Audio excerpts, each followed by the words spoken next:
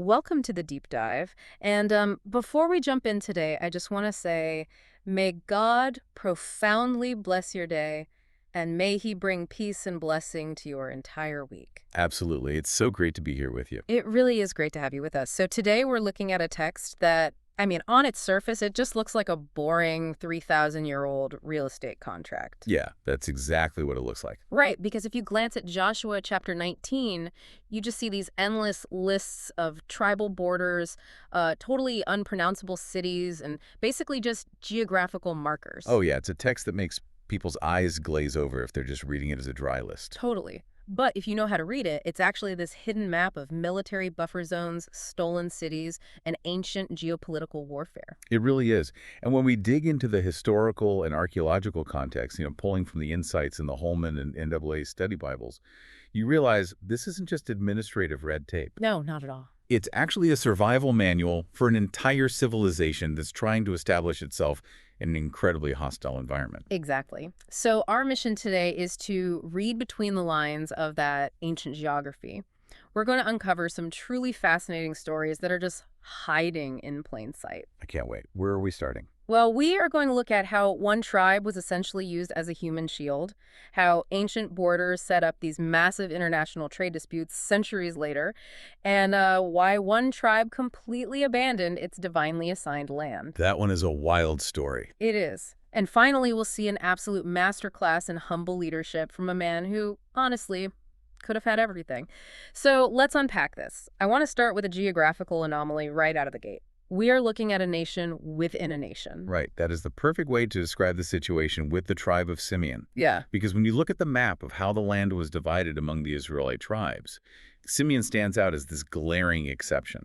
Well, technically, they didn't get their own distinct independent borders. They were just given a list of cities that were located entirely inside the territory of another tribe, which was the tribe of Judah.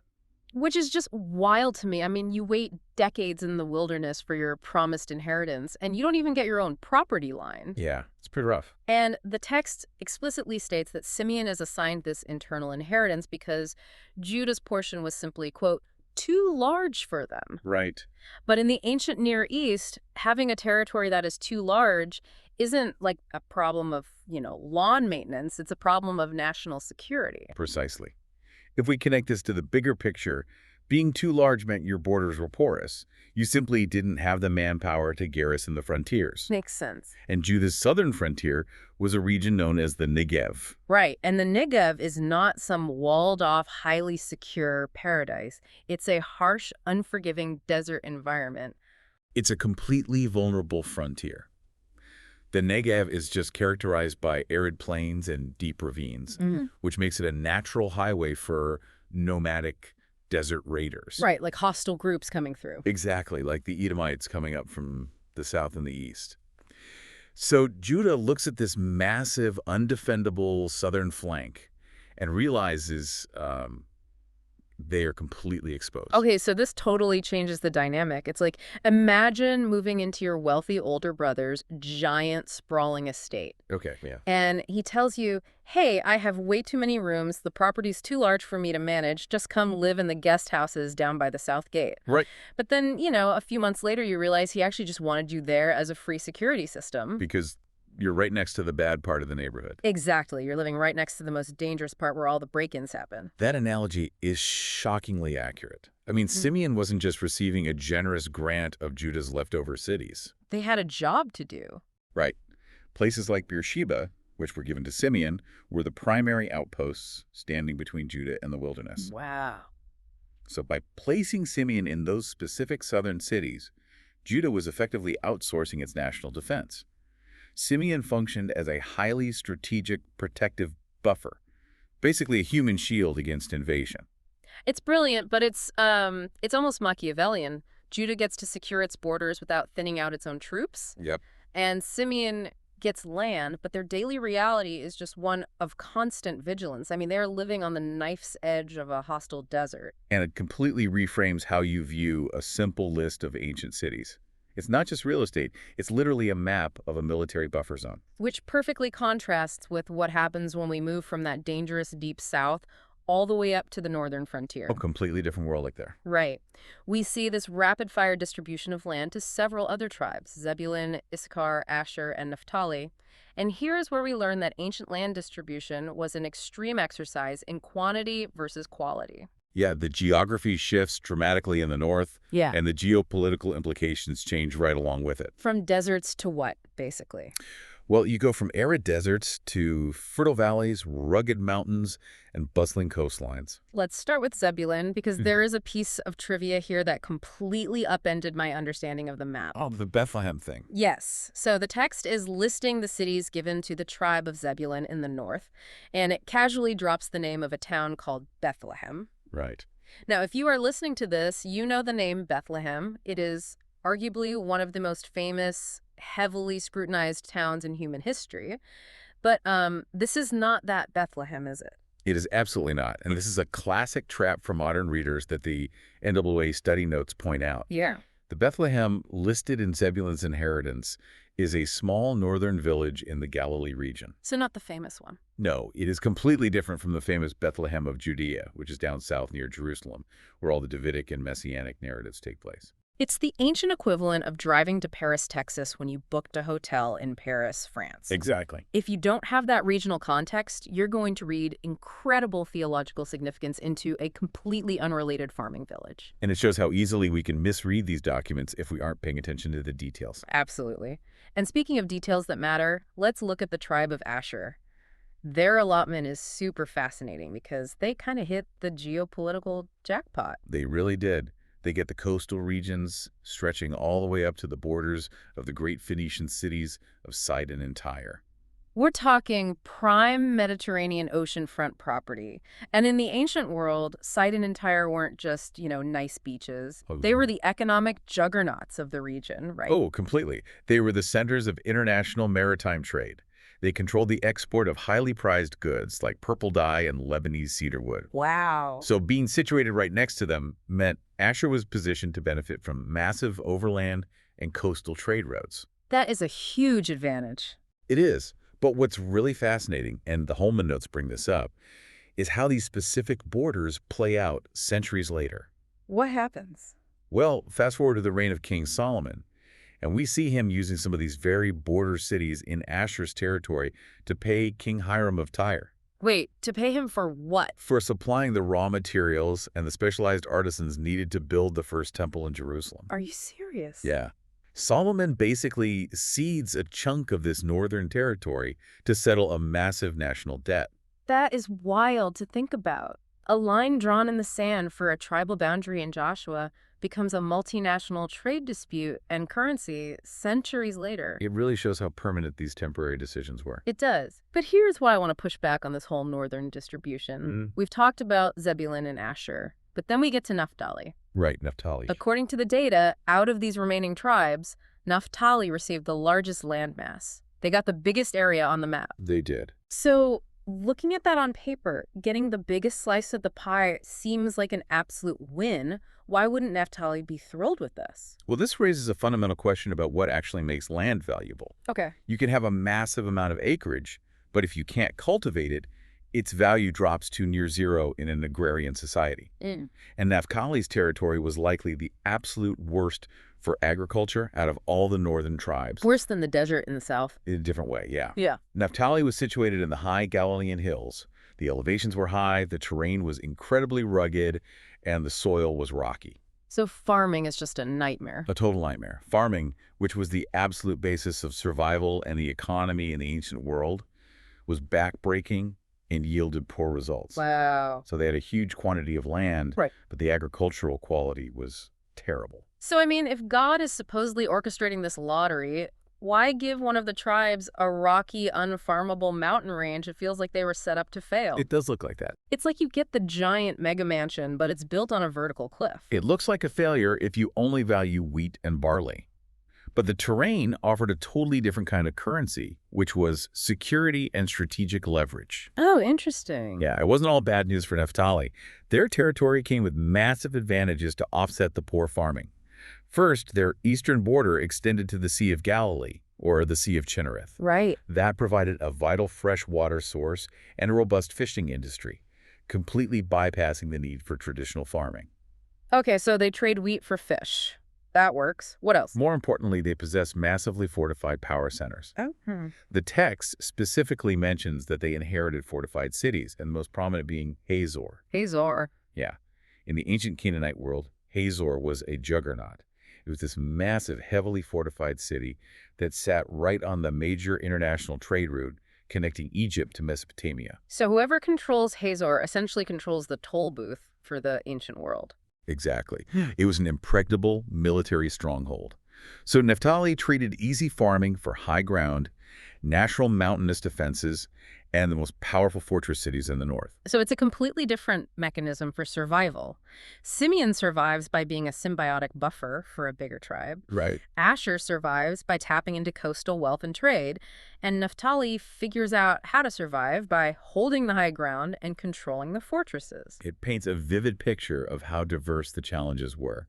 This divine allocation still required extreme human adaptation to very harsh realities. It really shatters the illusion that they just walked into a promised land, set up a tent, and everything was perfectly peaceful. Oh yeah, every city allocation was a matter of survival. Which brings us to a story that, frankly, is shocking. Naphtali figured out how to survive in tough terrain. But our next tribe, the tribe of Dan, faced a geopolitical situation that was so disastrous and so terrifying that they simply walked away from their assigned land entirely. This is one of the most remarkable and chaotic events in the biblical settlement narrative. Set it up for us. So originally, the tribe of Dan was allotted a coastal territory. This is down near Joppa on the Mediterranean coast, right? Correct. And on paper, it looks like a great inheritance. The coastal plain is flat and fertile. Sounds perfect. But strategically, it put them right in the crosshairs of the most formidable military power in the region. Dan faced intense, unrelenting pressure and aggression from both the Canaanites and, more importantly, the Philistines.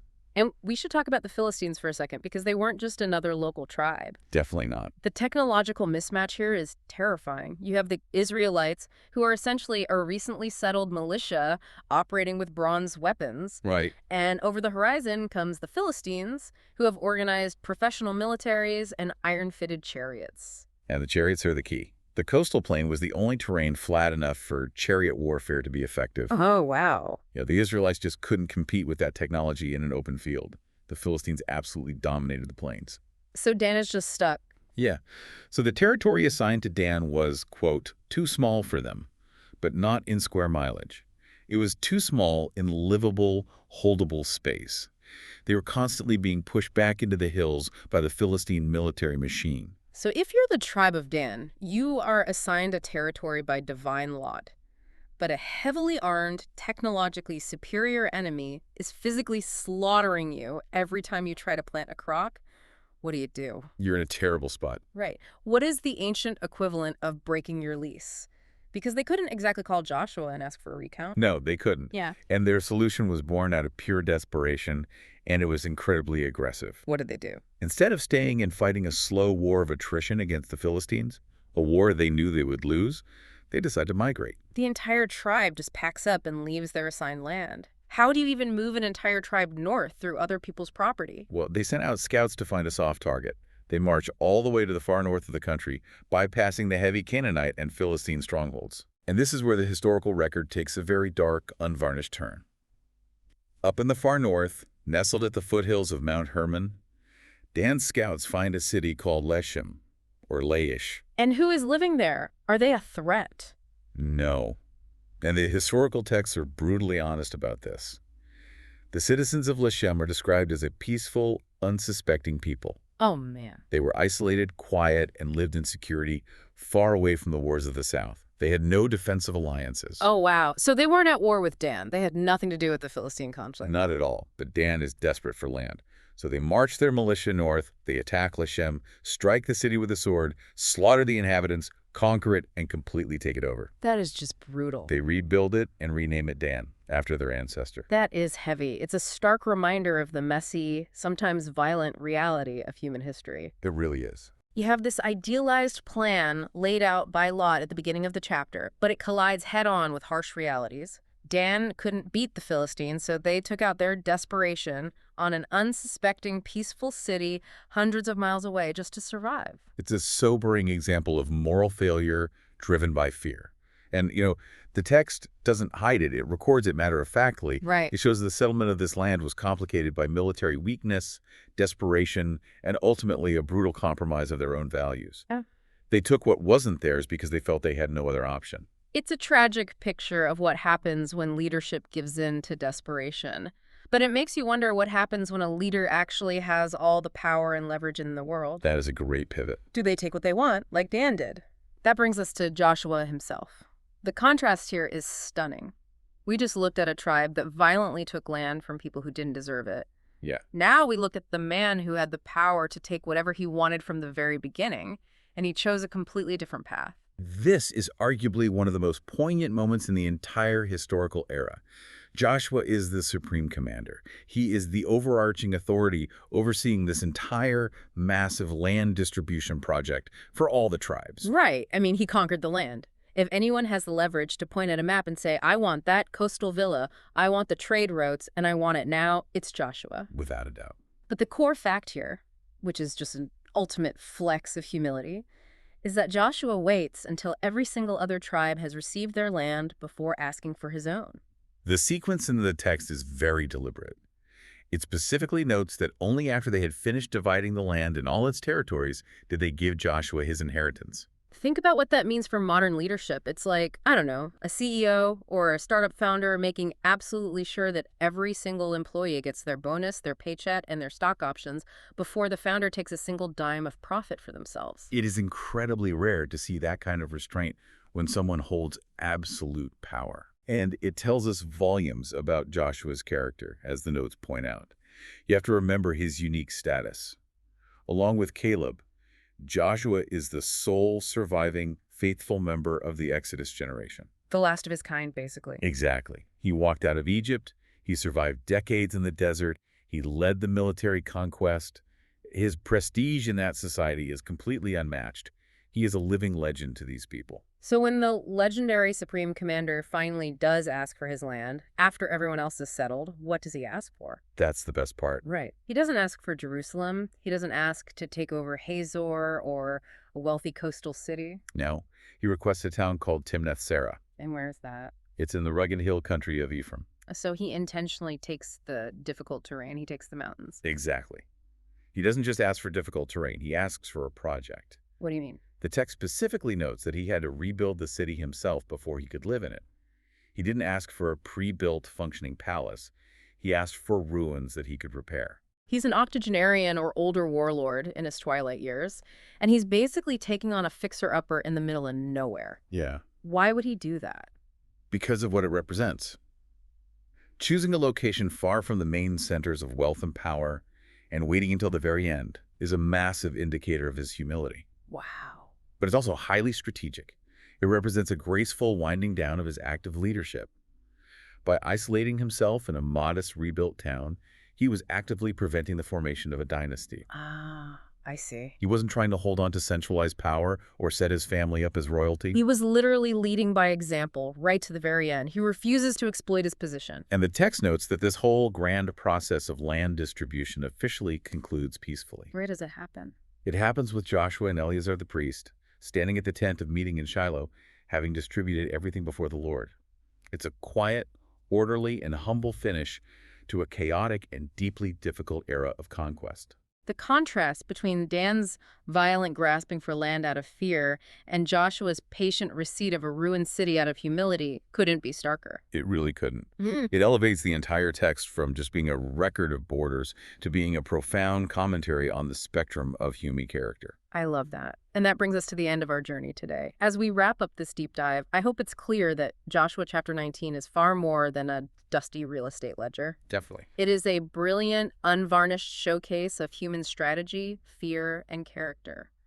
We saw Simeon's dangerous reality as a human border buffer against the desert, We saw Asher's maritime wealth and Naphtali's impenetrable mountain fortresses. Yeah, and we witnessed Dan's terrifying clash with iron chariots that led to that aggressive, tragic relocation. And finally, we saw Joshua's profound patience and refusal to abuse his power. It forces you to read these ancient texts with a completely different lens. Every border was drawn with blood, sweat, and intense political calculation. Every city allocation was a matter of day-to-day survival. It absolutely does. And I want to leave you, the listener, with a final provocative thought to ponder. We've spent this time analyzing the characters and strategies of these ancient tribes. Right. In your own life, when you have the power or the leverage to take your share first, whether that's at work, in your family, or in your community, do you have the restraint and the quiet confidence to wait until last, just like Joshua? That's a powerful question. It is. Thank you so much for joining us for this deep dive. As always, God blesses all the listeners. See you next time.